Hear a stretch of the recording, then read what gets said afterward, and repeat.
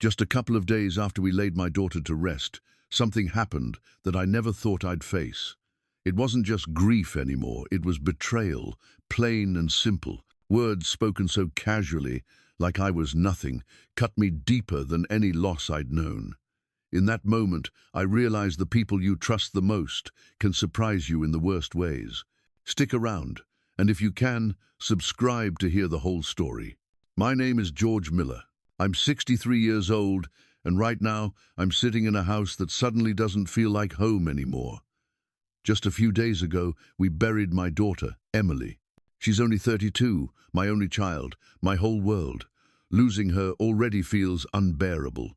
But what makes it worse is what her husband, David, does right after. Emily's still everywhere in this house. Her pictures are on the wall. Her perfume still lingers in her bedroom. I walk into the kitchen and see the mug she always used, the one with the chipped handle. Everything around me reminds me of her. And instead of sharing the grief with me, David looks me dead in the eye and says, I should move out. He doesn't even bother to sit down with me. He's standing by the counter, scrolling on his phone, while I'm still in the same black suit I wore to the funeral. He says, George, this house is too big for one person. Honestly, I need a fresh start. I freeze. My first thought is maybe I misheard him, but no, he keeps talking like it's just a normal conversation. I ask, where am I supposed to go, David? My voice shakes, but not from fear, just disbelief. He shrugs, doesn't even look up from his phone. There's Sunset Manor down on Maple Street, assisted living, $1,800 a month. I checked it out for you. That's when I laugh a little, but it's not the kind of laugh that comes from humor. It's the kind that slips out when you're too shocked to cry. I tell him, David, I live on Social Security, $1,400 a month. I've got a small pension, $600. That's $2,000. I can't pay $1,800 rent plus meals and care. That math doesn't work. Finally, he looks up. His face is cold. His eyes don't carry an ounce of sympathy. He says, well, that's not really my problem anymore, is it? You've been living here rent-free for 7 years.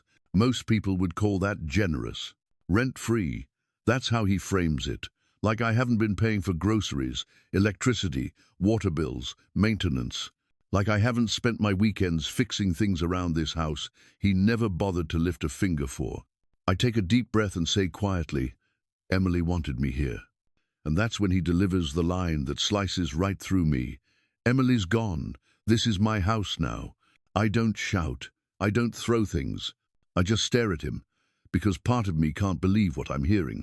The next morning I walk into the garage and see him throwing away boxes, not just boxes, Emily's photo albums, pictures from her childhood, birthdays, graduations, family trips.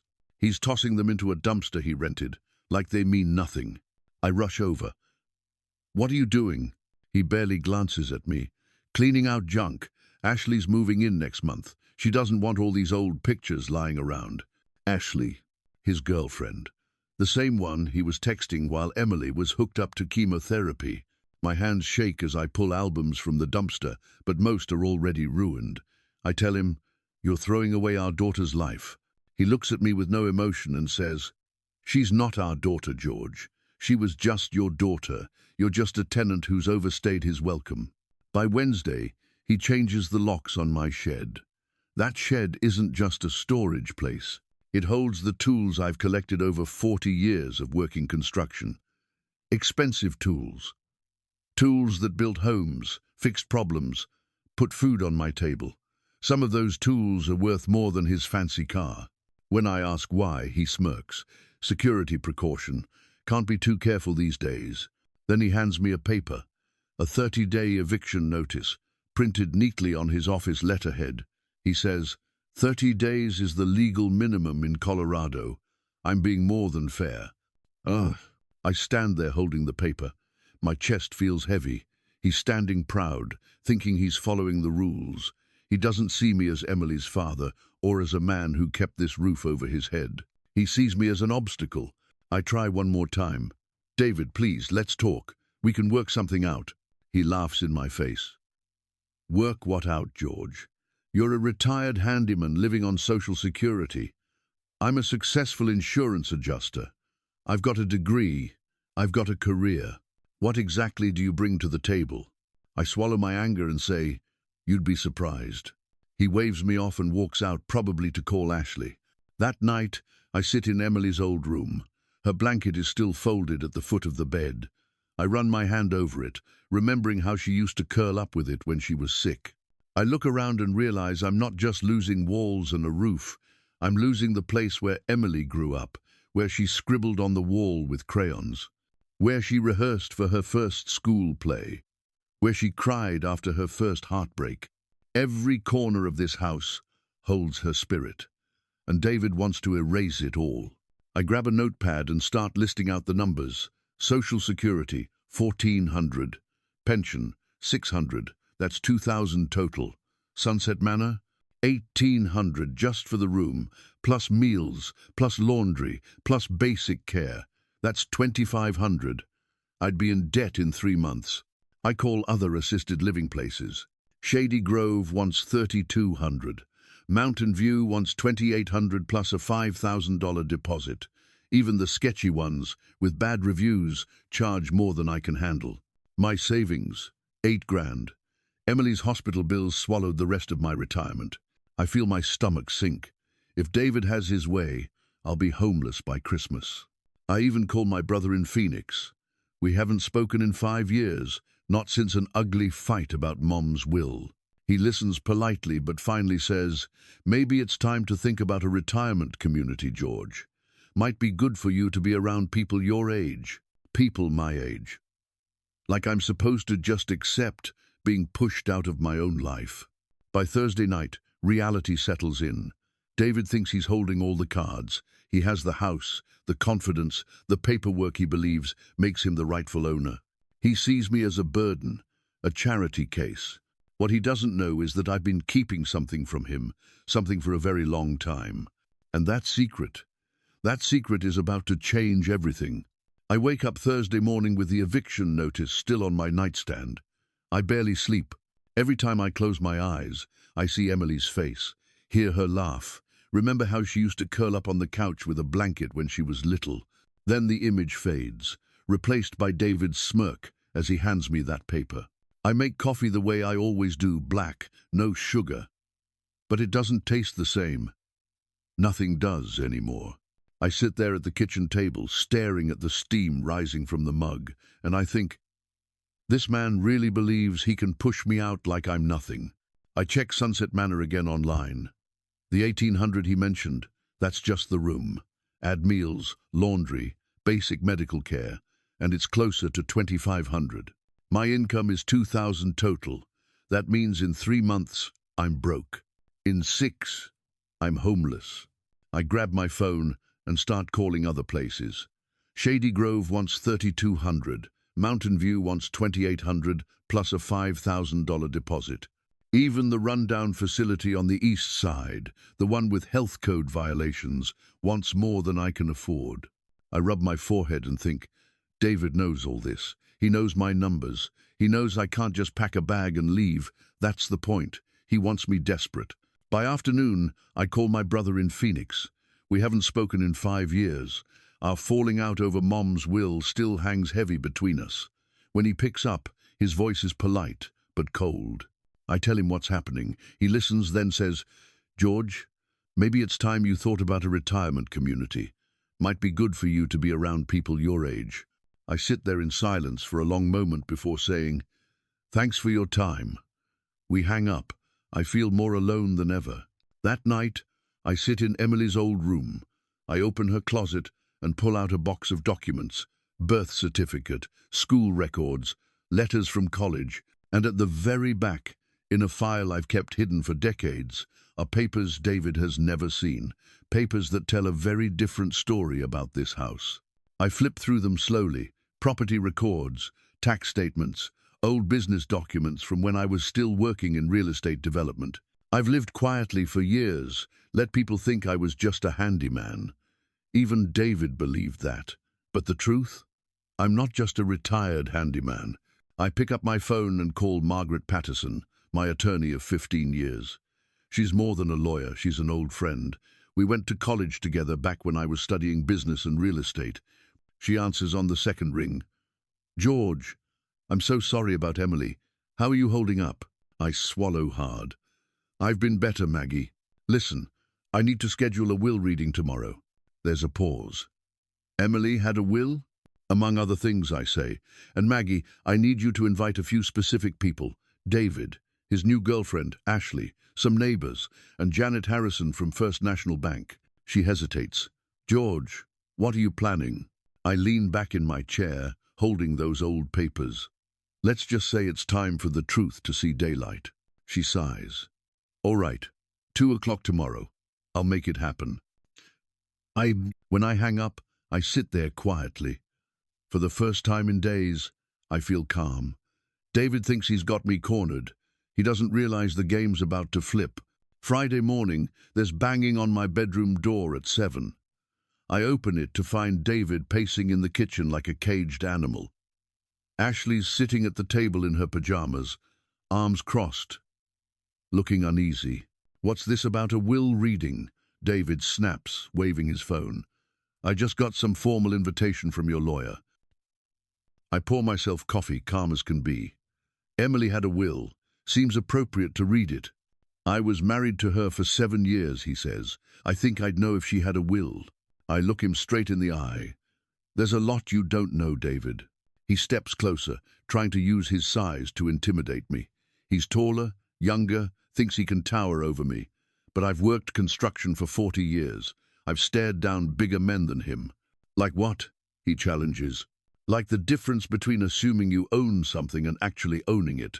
Ashley fidgets. Maybe I should go. David barks. No. You live here now. You have a right to know what's going on. I shake my head. Live here now after 3 weeks. You move fast when it suits you, don't you? Show me the deed, George, he snaps.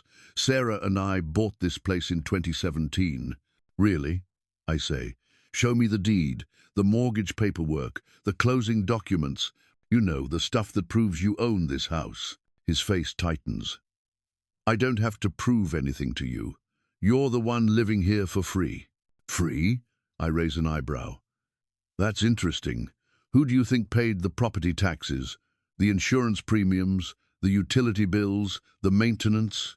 For the first time, I see uncertainty flicker across his face. The mortgage payments come out of my account, he says, but his voice lacks confidence. Which bank? I ask. First National? Account number? He stumbles. I don't have to. Because I know Janet Harrison over at First National, I cut him off. She'll be at the reading this afternoon. She'll clear it up. Ashley watches us like it's a tennis match, her head swinging back and forth. You're bluffing, David says, but he doesn't sound sure. Am I? I pull out an old business card. The ink is faded, but still legible. Anderson Development Group, established 1995. He squints at it. What's this? My business card, I say, from back when I was developing commercial properties instead of fixing your leaky faucets. You're a handyman, he insists, but his voice is weaker now. I was a lot of things, I reply, some of which you might find surprising. Ashley leans forward, eyes wide. David, what is he talking about? Nothing, David snaps quickly. He's just trying to confuse things before he has to move out. I finish my coffee, set the mug down. We'll find out this afternoon, won't we? 2 o'clock sharp. David shakes his head. I'm not going to some circus show just to watch you embarrass yourself. That's your choice, I say. But you should know Margaret won't just be reading Emily's will. She'll also be reviewing some other documents, property records, tax filings, business papers. Should be quite educational. David's face drains of color. He stares at me like I just pulled the rug out from under him. I grab my jacket and head for the door. Oh, and David, bring identification. Margaret's going to need to verify your legal standing before she discusses ownership with you. He calls after me, his voice cracking. What legal standing? Your right to be in this house, I say calmly. Your claim to ownership, that sort of thing. Ashley clutches his arm. David, what is going on? What aren't you telling me? He doesn't answer. He can't. As I step out into the morning air, I smile for the first time all week. He thinks I'm beaten, but today, everything changes. By noon Friday, I'm dressed in my best suit. Not the handyman clothes David always sees me in, but the charcoal grey suit I've kept since my real estate days. It still fits. I polish my shoes, put on the watch. David's never noticed a Rolex I've worn for years, and I look at myself in the mirror. For the first time in a long time, I don't see a broken old man. I see someone who's about to remind David exactly who he's dealing with. When I walk into the kitchen, David is shuffling through papers like a man searching for oxygen. Ashley's pacing, talking fast into her phone. She hangs up when she sees me and just stares. David stops what he's doing and blurts out, "Where did you get that suit?" "Same place I got the tools you locked up," I answer calmly. "Same place I got this watch. Same place I got a lot of things you never bothered to ask about." Ashley's eyes dart between us. She whispers, "David, why does he look like he's going to a business meeting, not a will reading?" David doesn't answer. He can't. I check my watch. "It's 1:45. We should go. Margaret doesn't like people being late." David swallows hard. His hands tremble as he grabs his keys. Ashley follows close behind, her face pale. Margaret's office is on the 17th floor, with windows overlooking downtown Denver. The conference room has a long mahogany table, polished so well you can see your reflection. She's already there when I arrive, 3 thick folders spread out in front of her. She smiles warmly. "George, you ready?" "More than ready," I say. Neighbors start arriving. Frank Rodriguez, retired cop, carrying a folder full of photos. Mrs. Chen from across the street. The Morrisons. Young Jake Peterson. They've all seen pieces of what's been happening, and they deserve to hear the truth. Janet Harrison from the bank arrives in her navy suit, briefcase in hand. Then comes David, dragging Ashley with him. His face is tight, jaw clenched, eyes darting around the room like he's looking for an escape. Ashley looks like she wants to vanish into the floor. The last to arrive is Councilman Richard Barnes. He shakes my hand with both of his, smiling. "George, good to see you, though I wish it were under better circumstances." David's mouth drops open. "You two know each other?" Richard laughs. "Know each other? George developed half the commercial properties in my district. We've been working together for 20 years. Ashley squeezes David's arm. "David, what is going on?" He doesn't answer. Margaret clears her throat.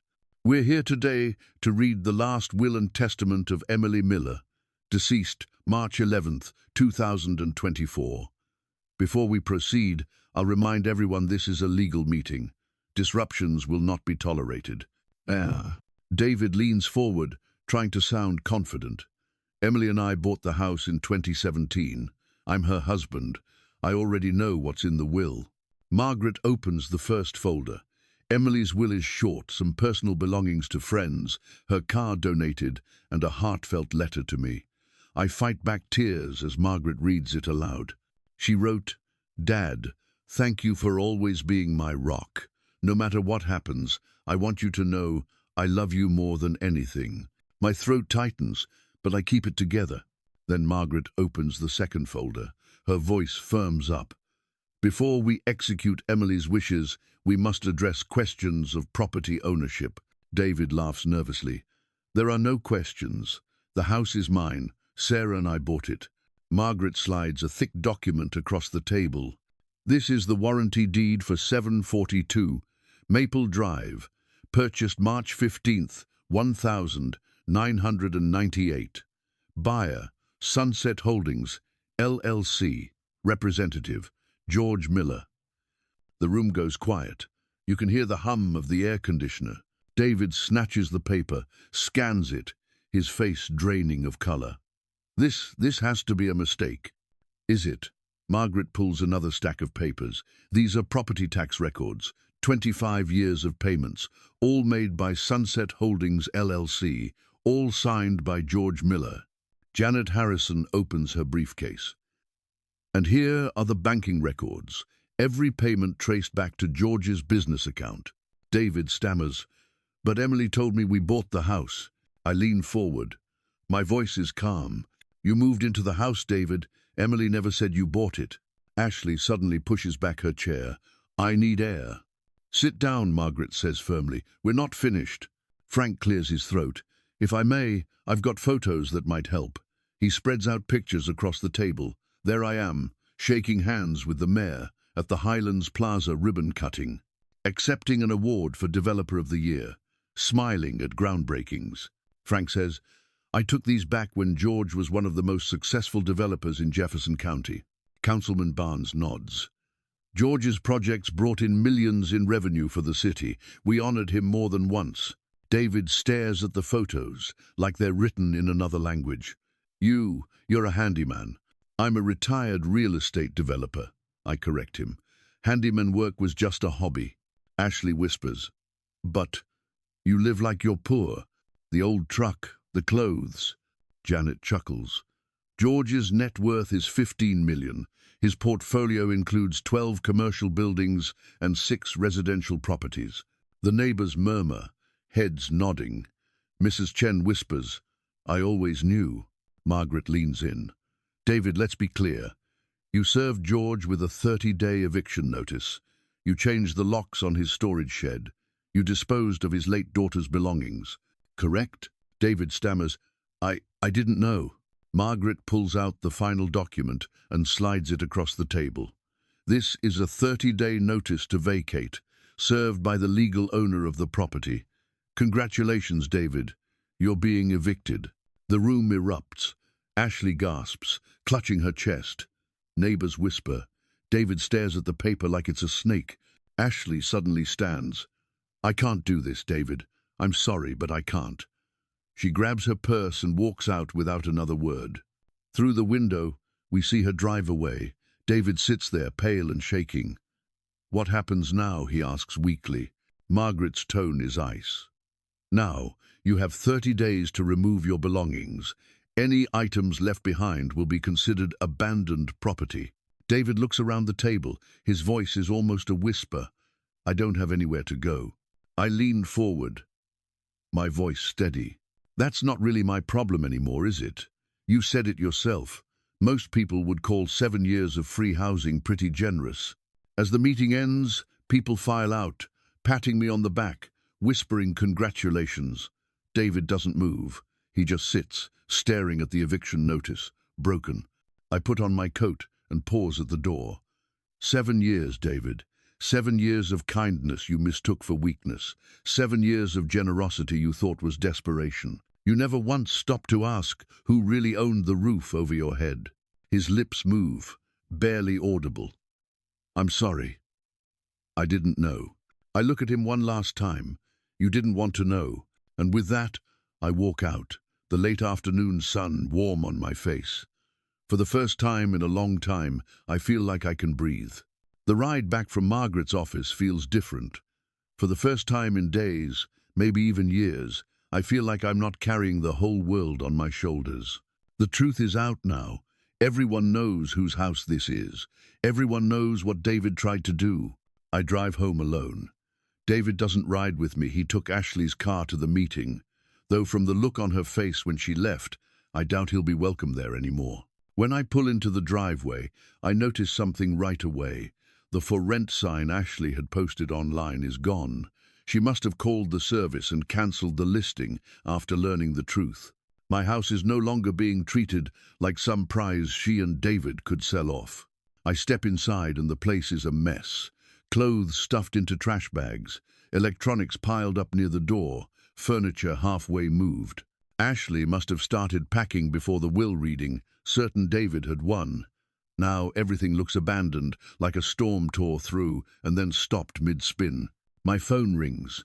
It's Margaret. George, I want to warn you. David may try to fight this. He could claim common law marriage rights, or argue that Emily had implied ownership. Desperate people do desperate things. I sigh. Let him try.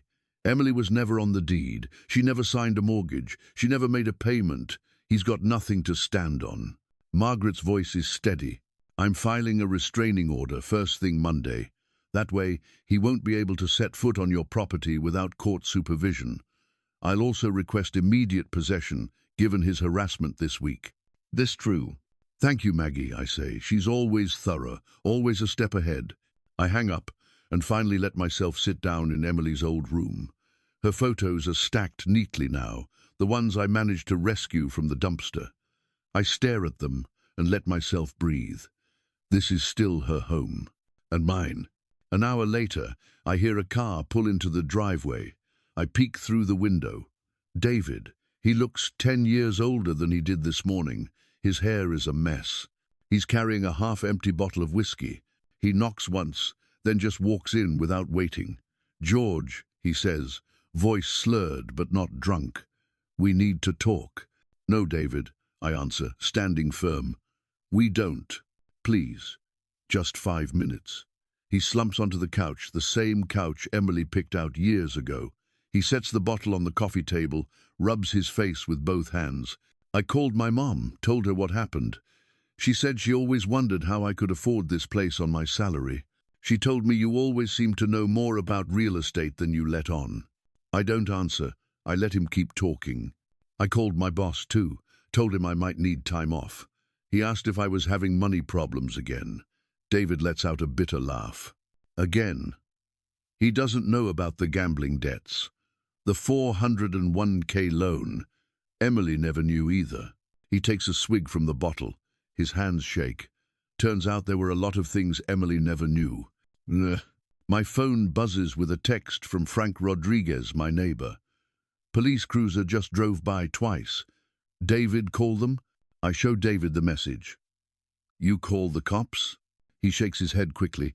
"No, maybe Ashley did. She was pretty upset when she left." As if on cue, red and blue lights flash through the window. A cruiser pulls into the driveway. 2 officers step out. I meet them at the door. "Evening, officers. I'm George Miller. This is my property." The older officer flips through his notepad. "We got a call about a domestic disturbance. Something about illegal eviction proceedings." Behind me, David blurts out, "I called them earlier. I thought George was running a scam. I thought..." The younger officer looks between us. "Who owns this house?"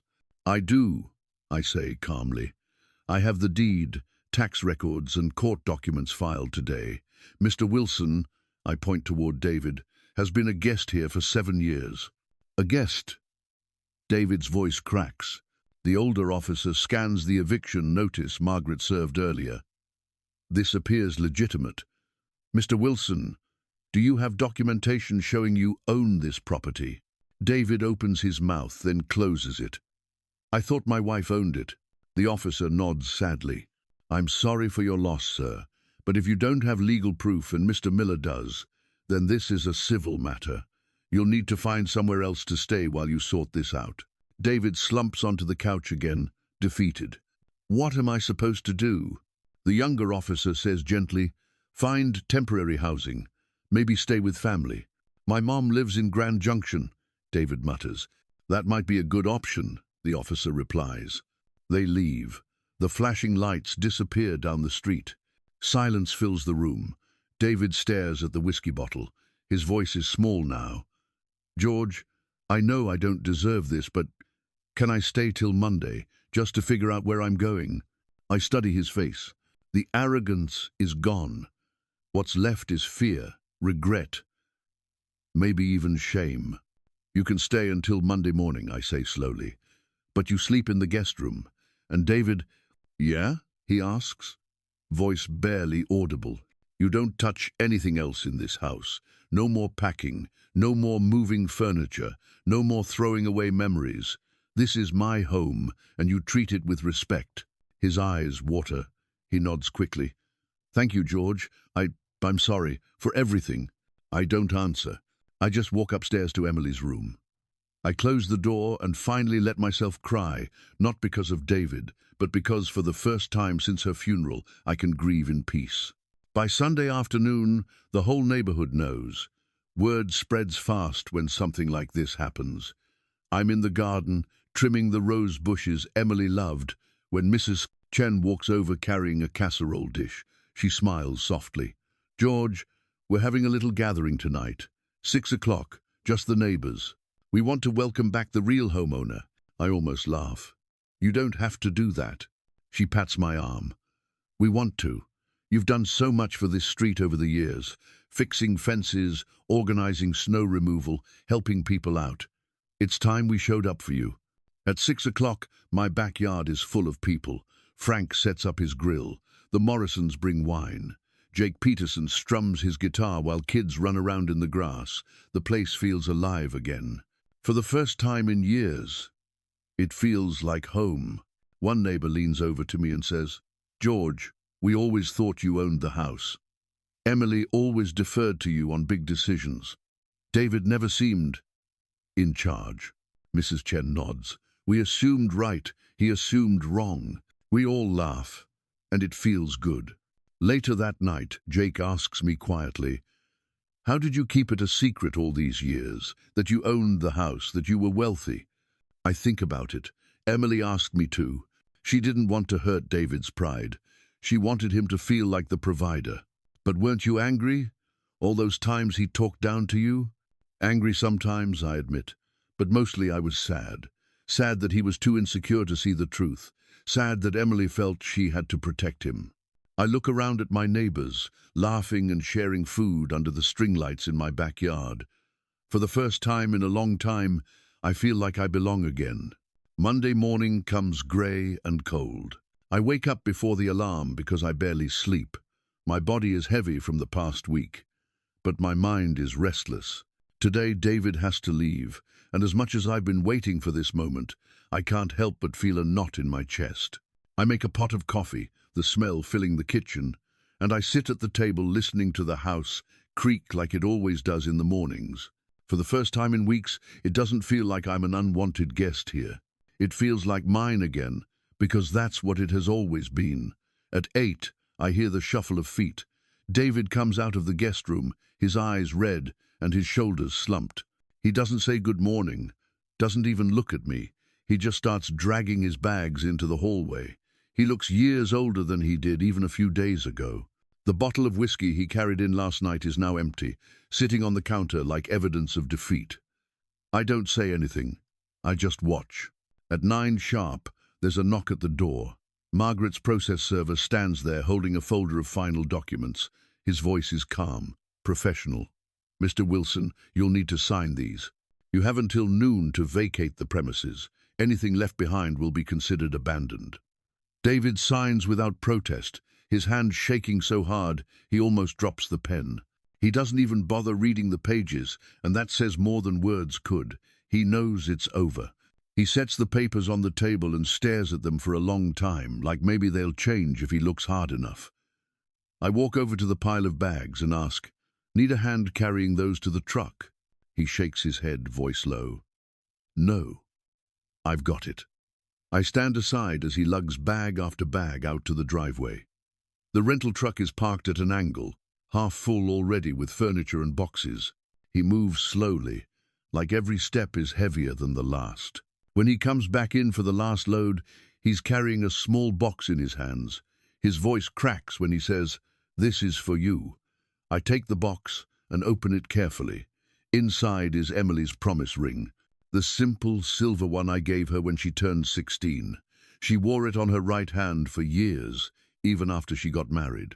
I remember buying it at a small jewelry store downtown, thinking it wasn't much, but it would remind her that she'd always be my little girl. My throat tightens as I hold it. "She told me once," David says quietly, "that if anything ever happened, I should make sure you got it back." She said it meant more to her than the wedding ring. For the first time in this whole ugly mess, my eyes fill with tears. I close the box and whisper, "Thank you." He nods, his shoulders slumping even further. He sets the box on the table between us, like he knows it belongs there more than in his hands. Then, with a shaky breath, he says something I don't expect. "For what it's worth, George, you raised an amazing daughter. She loved you more than anything." I swallow hard and manage. "I know." He picks up his last bag, pauses at the door, and mutters, "I'm sorry." I don't answer. There's nothing left to say. He steps outside, loads the bag into the truck, and climbs in. The engine rumbles, the gears grind, and slowly he pulls out of the driveway. I stand there on the porch, holding Emily's ring, listening until the sound of the truck fades down the street. Then there's silence, the kind of silence that feels like a wall breaking down inside of you. For the first time in weeks, the air in this house feels lighter. The hours after he leaves are quiet. I walk through each room slowly, like I'm seeing them for the first time again. The kitchen doesn't feel like enemy territory anymore. The garage doesn't feel like it's been stolen. Emily's room, with her photos and her blankets still folded, feels safe again. I sit on her bed, holding that ring in my palm, and I let the tears come because no one's here to stop me. It's grief, yes, but it's also relief. Relief that her memory is safe. Relief that this house is finally mine again, in the open, not just in secret paperwork. Around lunchtime, Mrs. Chen knocks on the door. She's holding a container of soup and a smile. "Just wanted to check in," she says. "Everyone on the street's been talking. We're glad things turned out the way they did." I thank her, and when she leaves, I sit at the table eating the soup slowly. It tastes like comfort, like something I didn't know I needed. Later, Frank Rodriguez stops by. He doesn't bring food, just his presence. He stands in the doorway with his hands in his pockets, nodding at me. "How you holding up?" he asks. "Better now," I admit. He nods, as if that's all that needs to be said. Sometimes that's what friendship is, just showing up. That evening, the house is quiet again, but not in the same way it was before. It's not the suffocating quiet of being unwanted. It's the peaceful quiet of belonging.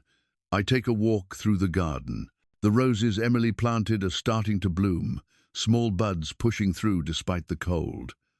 I kneel down, touch the soil, and I think to myself how much she loved this spot. She used to sit here on summer nights, sipping lemonade, talking about everything and nothing. I whisper, "I kept it, Em. I kept it for us." By the end of the week, word has spread all over the neighborhood. People wave at me differently now. It's not pity in their eyes anymore, it's respect. At the grocery store, even the cashier who's known me for years says, "Heard about what happened, George.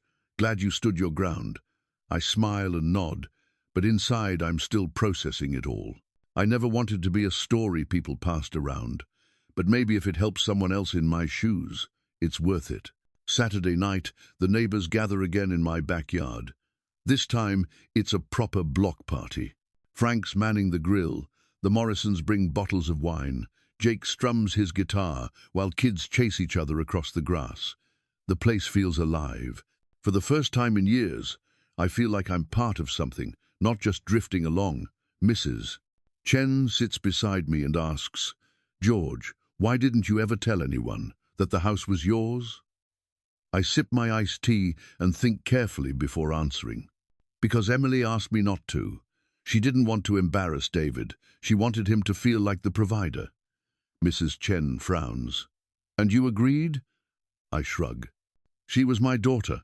I'd do anything for her, even if it meant biting my tongue while he strutted around." Another neighbor leans in. "But didn't it make you angry? The way he treated you?" I sigh. "Sometimes.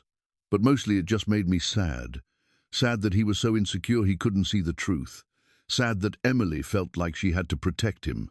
She carried too much weight on her shoulders. The music plays on, and people laugh under the string lights hanging across the yard. I look around at all the faces, neighbors who watched me struggle silently these past weeks, now showing up in force to remind me I'm not alone. And in that moment, I feel something I haven't felt in a long time. Hope. Hope that life isn't just about loss, but about what comes after. Later that night, after everyone's gone home, I sit on the porch with Emily's ring in my hand. The stars are bright, the air cool. I whisper, "I did it, Em. I kept our home safe. It's still ours." And for the first time in months, I fall asleep peacefully, knowing tomorrow I can start to rebuild not just the house, but myself. It has been 3 months since David drove away in that rental truck, and the house feels different now. In the first few weeks, I still expect to hear his footsteps in the hallway or his voice booming in the living room. But those ghosts slowly fade. The silence here doesn't feel hostile anymore. It feels steady, like a friend who sits with you quietly without asking for anything. I can finally walk into Emily's room without worrying that her things will disappear. I can open the garage and see my tools exactly where I left them. Every corner of the house reminds me of Emily, yes, but now it also reminds me of survival. I didn't just keep the house, I kept her memory alive inside it. The neighborhood seems to know the story by heart. Mrs. Chen comes over almost every Tuesday evening, bringing soup or dumplings. She fusses over me like a sister would, even though she's only a neighbor. Frank helps with the hedges and the heavier work, though I keep telling him these hands are not as weak as they look. Young Jake, full of energy, shows up after school to sit on the porch. He asks me questions about life, about construction, about how to stay calm when everything goes wrong. I tell him the truth. I wasn't always calm. I wasn't always strong. There were days when I thought I was drowning in grief, days when I considered packing up and disappearing. But sometimes strength isn't about never breaking down. It's about standing back up after you do. Slowly, I begin to step back into the world. Margaret talks me into attending a city council meeting. She tells me they need experienced voices for an affordable housing project. At first, I refuse. I say I'm done with that world, that my days of contracts and blueprints are behind me. But she insists, and eventually I give in. Sitting in that meeting, listening to young folks with big ideas but not much experience, something inside me stirs. Councilman Barnes introduces me as one of the most experienced developers this city has ever seen. People clap politely, and I laugh it off, but deep down I feel something I haven't felt in years useful. Maybe my story isn't over. Then, one afternoon, while I'm out pruning Emily's roses, a car pulls into the driveway. It's David. He looks like a shadow of the man who once strutted through this house with arrogance. His clothes are wrinkled, his hair uncombed, his face pale and drawn. He doesn't step out right away. He just sits there, hands on the wheel, staring at the house like it's a place he doesn't recognize anymore. Finally, he opens the door and steps out, holding a plain cardboard box. I don't move from the garden. I keep my gloves on and look at him. "What do you want, David?" He walks up slowly, eyes on the ground. "I found some of Emily's things in storage. Things I didn't notice before. I thought you'd want them." He hands me the box. Inside are small, precious items, a scarf she wore during college, a notebook filled with poems she never finished, a stack of letters she wrote but never sent, and a photo of her on her first day of kindergarten that I thought was lost years ago. My throat tightens as I look through them. "Thank you," I say quietly. He shoves his hands into his pockets, his voice unsteady. "George, I know I don't deserve to be here. I know I don't deserve forgiveness. What I did to you, to Emily's memory, it was cruel. I was drowning in debt, ashamed of how useless I felt, and instead of being honest, I lashed out. I took it out on you. I pretended I was stronger than I was, but I was just scared. I ruined everything." I watch him carefully. His eyes are wet, his shoulders hunched. He looks nothing like the man who once laughed in my face while serving me an eviction notice. "Emily loved you," I say finally. "I'll never understand why, but she did. And because of that, I don't hate you. But don't mistake that for forgetting." He nods quickly. "I understand. I just wanted you to hear me say I'm sorry." He turns to leave, but I stop him. "David." He looks back, hesitant. "Get help.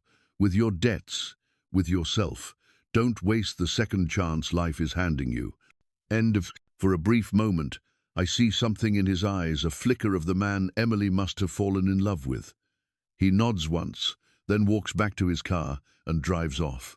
I watch the taillights fade, and I feel lighter than I have in months.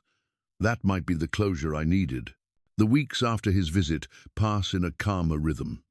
I join the city's Affordable Housing Committee officially, and twice a month I sit in meetings with architects and planners. They listen when I speak, and I realize experience is valuable in ways I'd forgotten. Young Jake comes around often. I teach him how to fix a broken fence, how to measure twice before cutting wood, how to use a hammer without smashing his thumb. One Saturday, we build a small tree house in his backyard. Watching him climb into it with a grin on his face, I feel proud. Maybe I can't pass my knowledge to Emily anymore, but I can pass it to someone else. That feels like a kind of healing. The house itself starts to feel alive again. I repaint the kitchen walls. I repair the squeaky step on the staircase. I plant new roses beside the old ones in the garden. Every change feels like honoring Emily instead of erasing her. At night, I sit on the porch with her promise ring in my hand, talking to her the way I used to when she was little. I tell her about the neighbors, about the meetings, about how I'm learning to live again. Sometimes I laugh at my own stories. Sometimes I cry, but always I feel close to her. One Sunday evening, the neighbors surprise me with a backyard barbecue. Frank sets up his grill.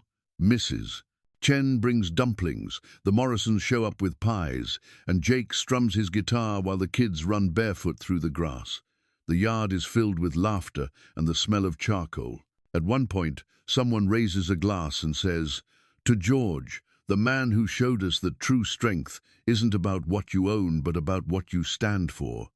Everyone cheers. I shake my head, embarrassed. But inside my chest swells with quiet pride.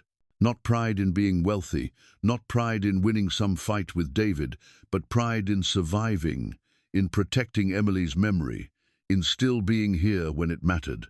When the party winds down and everyone goes home, I sit alone on the porch with a blanket wrapped around my shoulders. The stars are scattered across the night sky, bright and steady. I hold Emily's ring in my hand and whisper, "I'm still here, Em. I'm still standing." For the first time in a long time, I believe it. The grief is still with me. It always will be, but it no longer crushes me. It sits beside me like an old companion, reminding me of the love I was lucky enough to know. And that, I realize, is enough. Looking back on everything, I realize life doesn't always play fair. Sometimes it knocks the wind out of you when you're already down. I lose my daughter, the light of my life, and before I can even begin to grieve, I'm faced with betrayal from someone who should have been family. But if there's one thing I've learned, it's that loss and betrayal don't get to define who we are. What defines us is how we respond, how we stand when it feels impossible to keep going. I'm 63 years old, and I've lived long enough to know that money, property, and pride can twist people into someone unrecognizable. I've also lived long enough to know that kindness and patience are often mistaken for weakness. But the truth is, choosing not to fight until the moment matters most isn't weakness. It's strength. And protecting the things that truly matter, like family memories and love, is worth more than any piece of paper or bank account. I think about Emily every day. The pain of losing her doesn't disappear. It just changes shape. Some mornings it feels like a heavy stone in my chest. Other days it feels like a quiet reminder of how lucky I was to be her dad. Grief never fully leaves, but it teaches you how deep love can run. And when I sit on the porch at night, holding her ring, I don't just feel sorrow. I feel gratitude for every laugh, every hug, every moment we shared. To anyone listening to my story, I want to say this. Don't ever let someone else convince you that your worth depends on what they think of you. Don't let betrayal erase your dignity. Stand firm in who you are, even when it feels like the whole world is against you. Your value doesn't disappear just because someone fails to see it. And if you've lost someone you love, like I lost Emily, know this, you don't have to move on to heal. You just have to move forward, carrying them with you in your heart. Their love doesn't vanish. It stays, guiding you in ways you may not even notice. So here I am, still standing, still breathing, still learning. Life is fragile, but it's also resilient. And if my story has touched you, I hope you'll remember to stand tall in your own battles. Thank you for listening, and if you found something here worth keeping, please subscribe and support this channel so together we can keep sharing stories that matter.